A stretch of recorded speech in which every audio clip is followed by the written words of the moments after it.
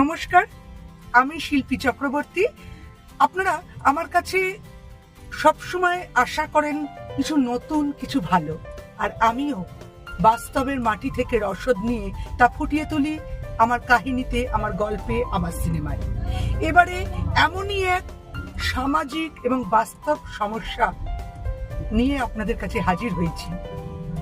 শিশুদের ওপর, সমাজের ওপর, আমাদের ওপর মোবাইল কিভাবে প্রভাব বিস্তার করছে সেটা নিয়েই আমার এবারের ফেস্টিভ্যাল মুভি।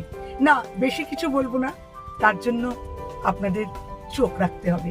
আসছি খুব তাড়াতাড়ি নিয়ে আপনাদের পরবর্তী আকর্ষণ, আমার পরবর্তী ছবি।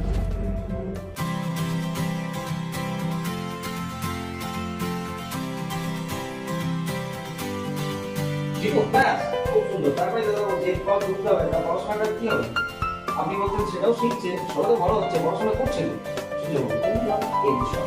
তাহলে একসাথে আপনি আমরা ভীষণ মজা করে সবাই শুটিং করেছি। স্বনামধন্য অভিনেতা বিশ্বজিৎ চক্রবর্তী, অভিনেতা শঙ্কর ঘোষ সহ ছিলাম আমরা সবাই।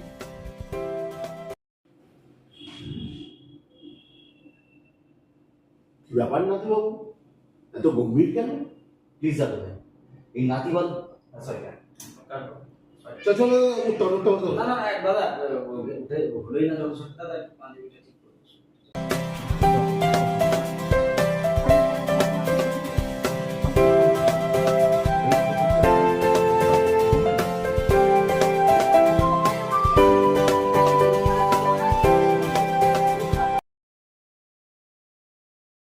শুনতে পাচ্ছেন না হর্ন দিচ্ছি যে? হ্যাঁ কিছু বলছেন? হ্যাঁ শুনতে পাচ্ছেন না হর্ন দিচ্ছি কখন? সরি শুনতে পাইনি।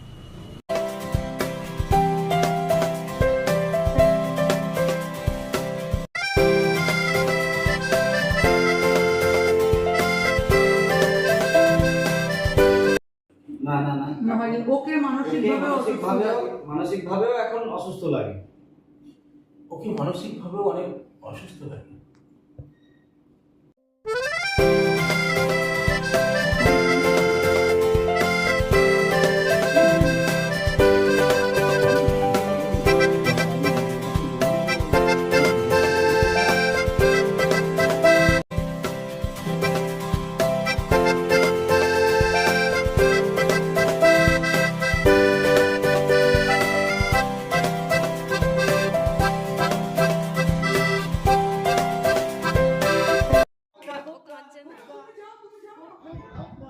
আমার ছবিতে একটি বিশেষ চরিত্রে অভিনয় করেছে একটা ছোট্ট cute Barbie doll, baby doll.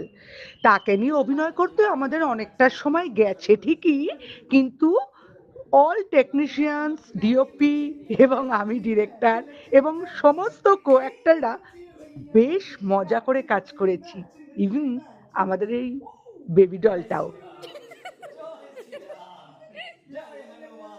সমাজ সচেতনতা নিয়ে বাস্তবের পটভূমিকায় দাঁড়িয়ে এই ছবি আশা করি আপনাদের ভালো লাগবে।